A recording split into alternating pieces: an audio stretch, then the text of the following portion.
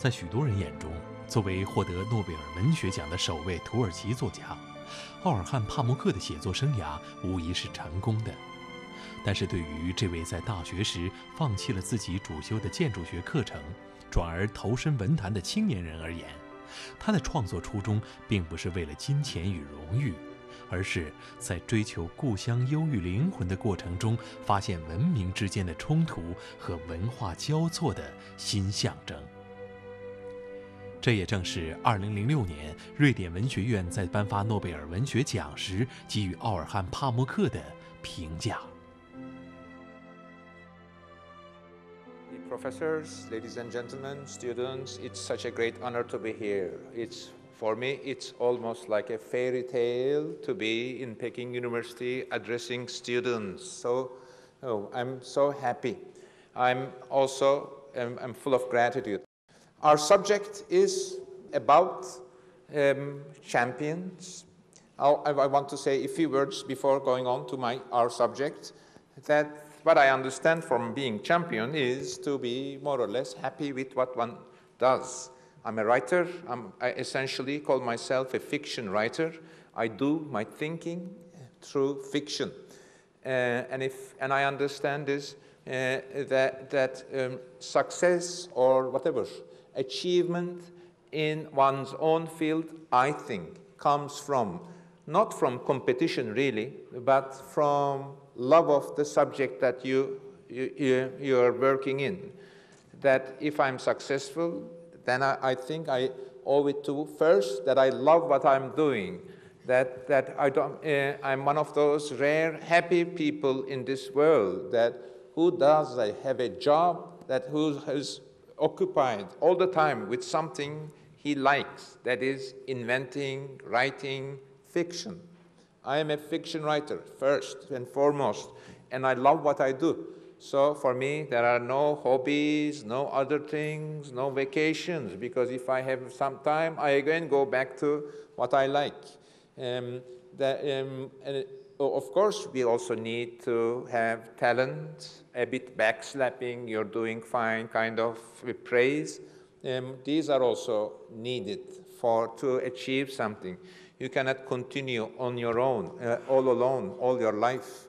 You have to need some social, personal backing, institutions which will frame you, put you on a pedestal. My situation in Turkey, honestly, was not easy because a country where reading habits were low, political problems a lot. But then that I protected myself most of the time whenever I was in trouble, I protected myself to my room and worked and worked. But then it was never work, it was joy. I always felt, when I'm writing novels, I always felt that I felt like a child who plays with his toys. I always underlined this fact about writing fiction, that I also consider myself lucky because that in my teenage years, in my school years, in childhood, I was the dreamy student, the one who looks out of the window when the teacher is explaining something. But I have found myself a job which legitimizes daydreaming, that is fiction. I sometimes tell my friends that I'm so lucky I have a job in which that daydreaming habit turned out to be a business. Now, I'm going to talk about, first, I'm very eager to hear your responses, your questions. So I'll deliver a relatively brief speech. And the subject matter is more or less the essential questions that all the readers, journalists are asking me for over 30 years. These problems that I'm going to address now related to being, I think, a bit out of the center. That from center, I mean center of world literature. We Turks have always felt that we are out of the center of world culture, literature, politics, so forth and so on for quite a long time. And making literature, and especially when you get famous, your books are translated, I had always been troubled by issues of national identity, representation of the nation, identification of the national culture, so forth and so on. All these questions in life came back to me as questions that now I want to talk about. 帕慕克的幸运不仅仅是选择了作家这个充满自由和想象的职业，更多的在于他为自己的热情和努力找准了正确的方向。然而和所有成功的人士一样，伴随着鲜花和荣誉而来的还有各种质疑和猜测的声音。其中一个对于写作动机和身份的问题，也使得这位多产的土耳其作家困扰了将近30年。The question that I have been asked all the time in this last 33 years is this: who do you write for? Over the last 30-odd years, since I first became a writer, this has been the question I've heard most often from both readers and journalists. The motives depend on the time and the place, as does the extent of their curiosity, but they all ask in the same suspicious, supercilious tone of voice. In the mid-70s, when I first decided to become a novelist, the question of why do you write for? The question reflects the widely held Philistine or narrow-minded view that art and literature were luxuries that a poor non-Western country struggling to join the modern age could ill afford. There was also the suggestion that someone, quote, as educated and cultivated as yourself might serve the nation more usefully as a doctor fighting epidemics or an engineer building bridges. In later years, those questioners were most interested in finding out which sector of society I hoped might read and admire my work. Now, when they say, who do you write for? They mean, who do you think your readers will be? I knew this to be a trick question, for if I did not answer, I write for the poorest and the most downtrodden members of the society, I would be accused of protecting the interests of Turkey's landowners and its bourgeois. Even as I was reminded that any pure-minded, good-hearted writer who claimed to be writing for peasants, workers, and the indigent would be writing for people who were barely literate. In the 1970s, when my mother asked me who I was writing for, my mother also asked me that, her mournful and concerned tone told me she was really asking, how are you planning to support yourself? And when friends asked me, Orhan, who do you write for? With a smile, of course. The thing of mockery in their voices was enough to suggest that no one would ever want to read a book by someone like me.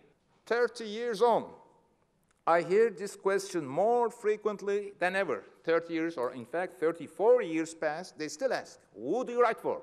And with that same tone, but the heart of the question is always changing. This has now more to do with the fact that my novels have been translated into more than 50 languages. Especially during the past 10 years, my ever more numerous interviewers seem worried that I may take their words the wrong way, so they are inclined to add, you write in Turkish, so do you write just for Turks? Or do you now also have in mind the wider audience, the other 55 languages you reach through your translations? Again, this is also a little bit of a tricky question. Let me explain the trick.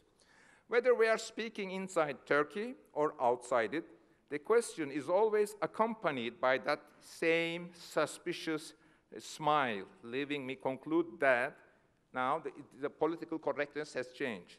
That if I wish my works to be accepted as true and authentic, I must answer, no, I write only for Turks. This is the answer that is expected.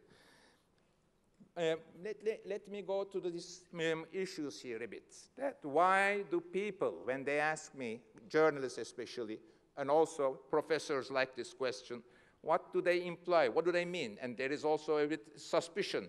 When you say, if you say, well, I write for whoever, naively, I write for whoever reads me, then, You are suspicious because you're not addressing a national audience.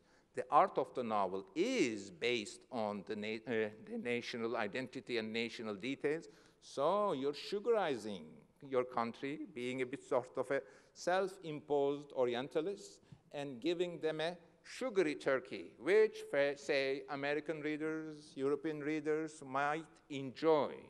The tone here, then, is that now, if you is that be suspicious of your novels because of their international success. But on the other hand, if you say, well, the politically correct, or the suggestion that the correct answer to the question, well, who do you write for, that I have been coming across in the last 10 years, implies that the correct answer, no, sir, I only write for the national audience, sir, kind of answer. But then, is it true? At least, we don't know what the truth about this, but it's a problematical question. Let me go, perhaps, illustrate it. This was some 10 years ago. The English newspaper, Guardian, has sent authors questionnaires and asked them, all of them were English authors who were translated to many languages, and asked them this question: who do you write for? Meaning, are you only writing your English writers, born in England, and are you but now translated to, say, 30 languages? Are you only writing for the English when you're writing your books? Is this only English eye, or is this international eye? But a very English writer said that. He said that honestly, that he writes for also international readership as well, which made him at that time a bit suspicious. I think that we write books for people who all read and who had read our previous books, who are ready to read us. That just to address national readership is, after your books are translated, say, 50 languages, is not truthful. You're lying to yourself, first of all. I know that, say, my next book will be translated to, say, 40, 50 languages. I can't honestly say that I'm only writing for Turks, but I cannot honestly only say that I'm only thinking of international readership, wherever there is. So what is that? This is a problematical situation, especially in non-Western nation of representation, national identity. Also, it is strongly associated with this fact that the art of the novel started with the development of the national state. We all know that in mid-19th century, French and English, essentially more or less together, developed the art of the novel as it is today. Of course, we all have our national epics, which some of them, the best of them, can be comparable to novels. But the novel as it is today in the world developed in mid-19th century by Flaubert, by French. Then it was overtaken by Flaubert and French and English. Then it was overtaken by Italians, Spanish, Russians. Russians reached a stage towards the end of the 19th century. But in all these cases, the development of the art of the novel is very strongly parallel to development and implementation of the national states.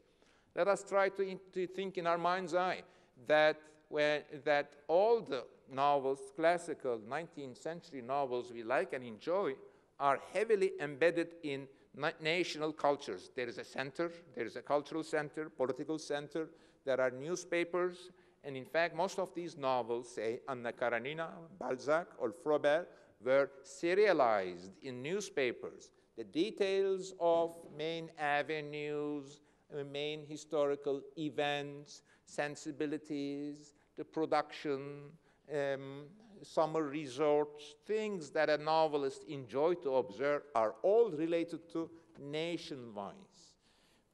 But then, this makes us identify the novel with a nation, the novelist with a nation, and see this novelist's problems, see the novelist authentic if he or she also identifies with nation's questions and acts in a very national mood. This was true, say, in late 19th century, in early 20th century, but it began to break apart. Before we examine the question more itself, for it is neither honest nor humane, we must remember that the rise of the novel coincided with the emergence of the nation state. When the great novels of the 19th century were being written, the art of the novel was in every sense a national art. Dickens, Dostoevsky, and Tolstoy wrote for an emerging middle class who could, in the books of its respective national author, recognize every city, street, house, room, and chair. You know, every chair in every country is different in its own way. That the way we eat, the way we sleep, the way differs from the nation to nation. It could indulge in the same pleasures as it did in the real world and discuss the same ideas. In the 19th century, novels by important authors appeared first in the art and cultural supplements of national newspapers, what the French call feuilletons, for their authors were speaking to the nation. In their narrative voices, we can sense the disquiet of the concerned patriot whose deepest wish is for his country to prosper. As we read Tolstoy, or more humorous, say Dickens, this writer is a good man because he is concerned for the state of the being of the nation. He pays attention to, say, Tolstoy, what will happen to Russian people? Or Dickens, in his humorous way, is criticizing the poverty in London. Or Dostoevsky is more intensely is worried about the spiritual life of Orthodoxy or Russian spirit. By the end of 19th century, to read and write novels was to join a national discussion on matters of national importance. But today, the writing of novels carries an entirely different meaning, as does the reading of literary novels. The first change came in the first half of the 20th century, when the literary novel's engagement with modernism won it the status of high art. Just as significant have been the changes in the communication that we've seen over the past 30 years, in the age of global media, literary writers are no longer people who speak first and only to the middle classes of their own countries, but are people who can speak and speak immediately to readers of literary novels all over the world. Today's literary readers await a new book, say, by Garcia Marquez, or Coetzee, or Paul Auster, or Günter Grass, whoever, the same way their predecessors awaited the new Dickens as the latest news. The world audience for literary novelists of this cohort is far larger than the audience their books reach in their countries of origin. 30年后的今天，56岁的帕默克早已不是当年人们眼中那个直言叛逆的文学青年了。在走向闻名全球的小说艺术家道路上，他学会了更深层次的辨析和思索。但是，时光的年轮却没有改变他写作的动力。在成功的光环背后，帕默克依旧保持着犀利的笔锋和特立独行的思考方式。Writers write for their ideal readers, their loved ones. For today's literary writers also write for those who read them. From this, we might infer that today's literary writers are gradually writing less for their own national majorities, who do not read them, than for the small minority of literary readers in the world who do so.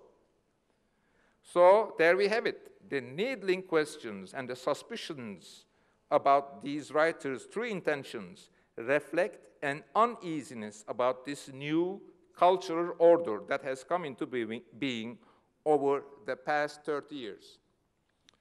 The people who find it most disturbing are the opinion makers and cultural institutions of non-Western nations. Uncertain as they are about their standing in the world, unwilling as they are to discuss current national crisis or the black marks in their history in international arenas. Such constituencies are necessarily suspicious of novelists who view history and nationalism from a non-nationalist perspective. In their view, novelists who do not write for national audiences are exoticizing their country for foreign consumption and inventing problems that have no basis in reality. There is a parallel suspicion in the West, where many readers believe that local literatures should remain local, pure and true to their national roots. Their secret fear is that becoming a world writer who draws from traditions outside his own culture will cause one to lose one's authenticity. The one who most acutely feels this fear is a reader who longs to open a book and enter a foreign country that is cut off from the world.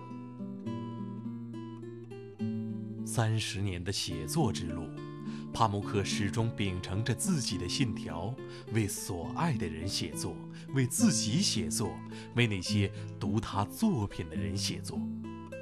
正是这种内心的坚持，让他获得了他人难以企及的荣誉。但是，当自己的作品被盛誉为流行与高雅的完美结合，并被捧读于世界各处的街头巷尾之时，尖锐的帕慕克却在寻求着世界文学发展的新方向。If a writer is addressing an audience that includes readers in other cultures, speaking other languages, then this fantasy dies too. When, say, in a French bookshop, we go to the Hungarian section, we want to have a secret witness. We want to listen to Hungarians discussing and fighting among themselves, as if we are witnessing a fight in the next room. But once these people are discussing themselves and who are fighting and whose intense debate we enjoy, once they turn to you and say, oh, we are fighting so that you enjoy and understand us, then the authenticity of that debate, discussion fades away, and we are suspicious. And then we begin to say, oh, they are sugarizing, they are exaggerating for our consumption. It is because all writers have a deep desire to be authentic that even after all these years, I still love to be asked for whom I write. But while a writer's authenticity does depend on his ability to engage with the world in which he lives, it depends just as much on his ability to understand his own changing position in that world. So I'm implying that our position as writers operating in the world are changing. The old-fashioned view that we are national writers, embedded and prisoners of our national culture, is changing because book publishing industry reading habits are also changing. There is no such thing as an ideal reader unencumbered by social prohibitions and national myths, just as there is no such thing as an ideal novelist. But be he national or international, it is the ideal reader for whom all novelists write. First, by imagining him into being, and then by writing books with him in mind. With this, I want to say my last words is that, well, this is the troubled position. There is an expectation of we represent the nation, address its problems, and our authenticity is tested for this kind of intentions, while the reality is that more and more, so many authors are writing for international readership, especially quality literary writers. This is now that old-fashioned understanding of a writer, Tolstoy writing only for Russians, Balzac only writing for the French readers, has changed. But then it is hard to accept that change because suspicious questions of authenticity always pop up. Well, then the only thing is to honestly see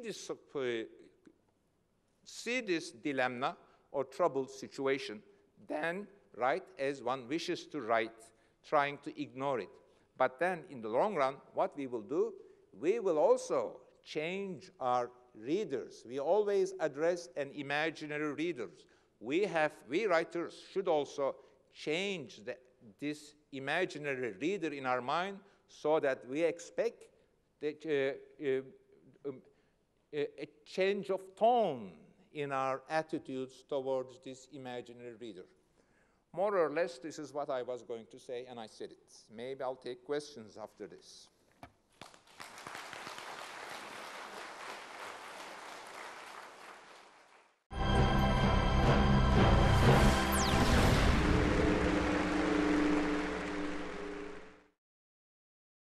First of all, I would like to express my appreciation to your speech, and thank you very much.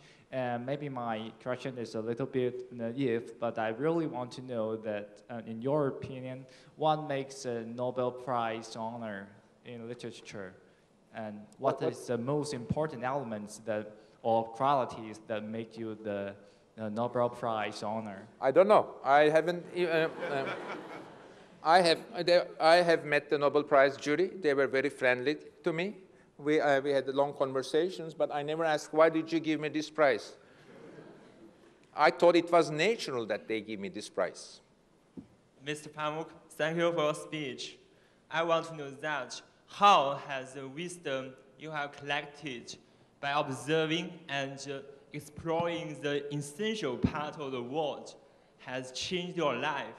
And are you intend to change your readers by writing them out? Thank you.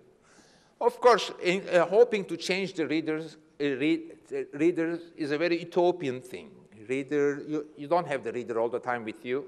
I write a book in 4 years, and it's at most 500 pages, and the reader reads it in 2 days. Then for another 4 years, he is under other influences.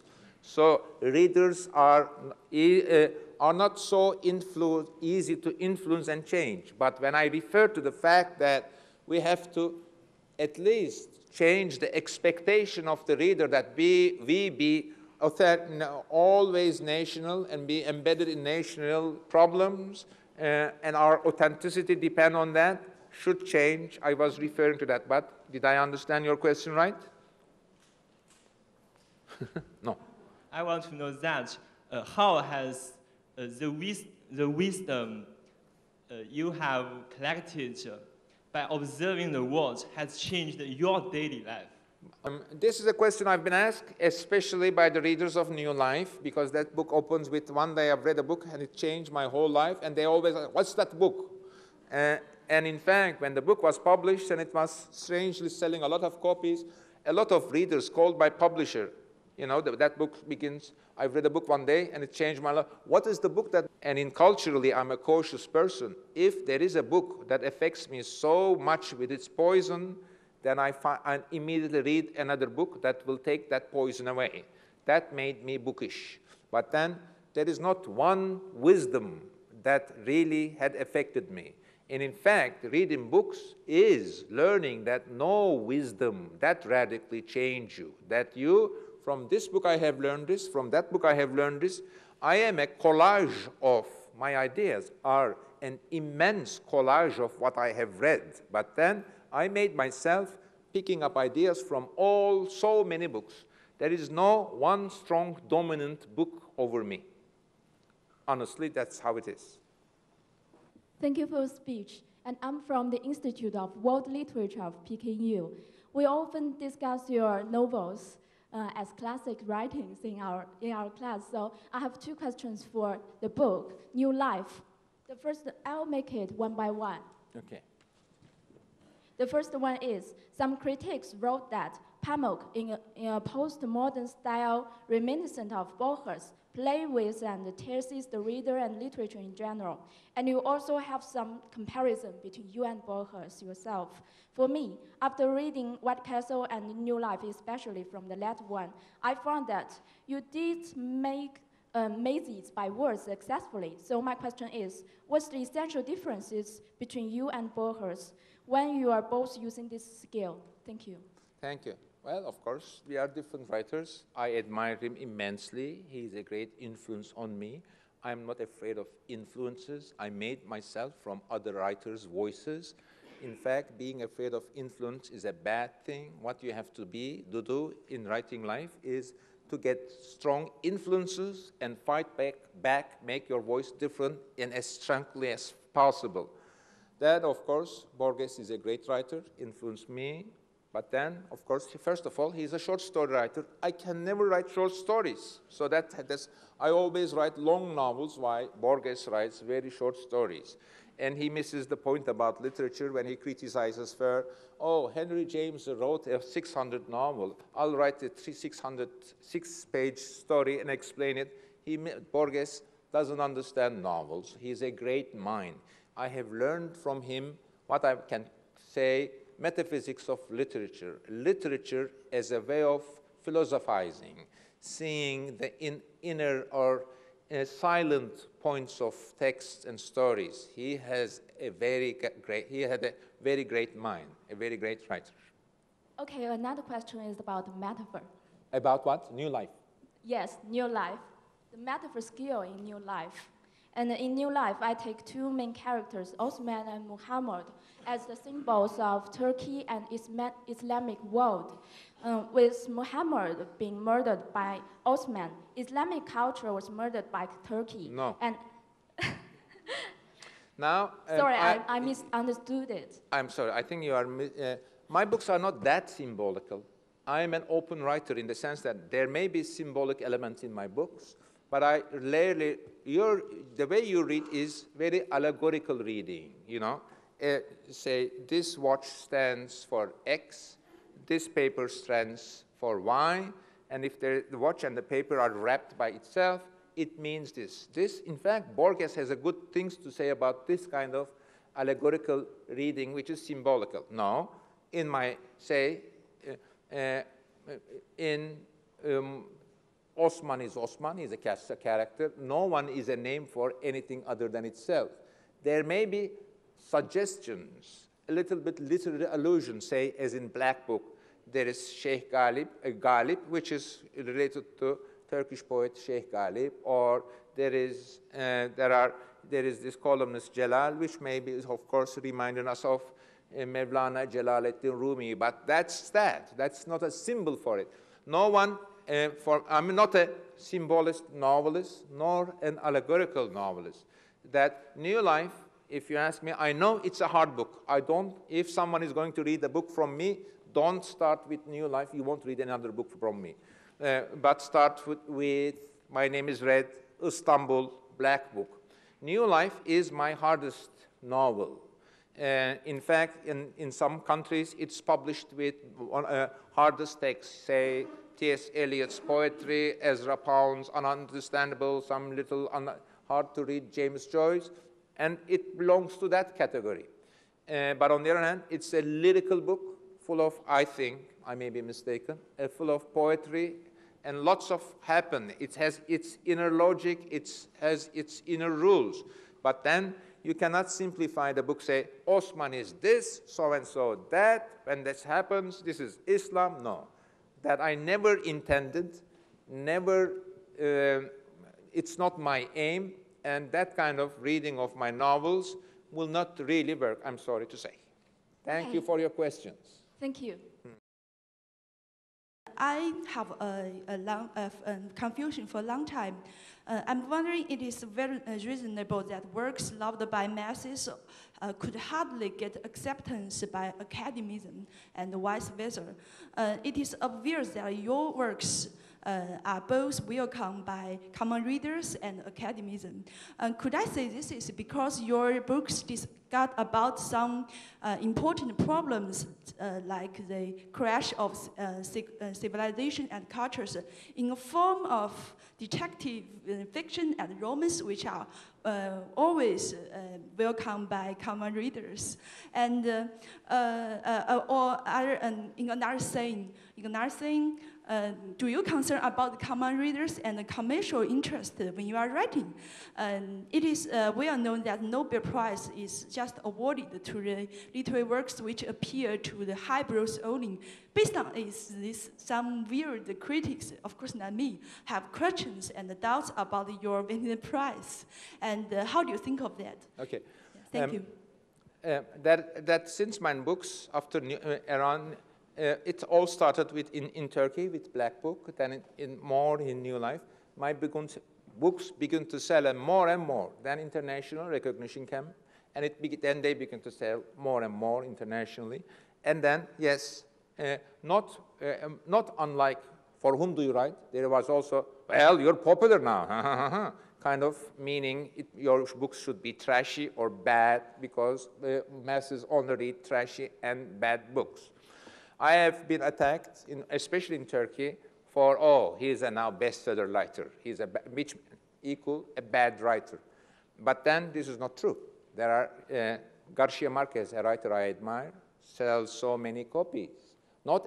This doesn't happen to everyone, but it happens to some authors, and I have to accept this. Also, you answered your question, I think, and that some of it was true, that yes, I'm a popular writer, also appreciated by academic world, some of which is that my books are complex, so many allusions. It's not Clash of Civilization, on the other hand.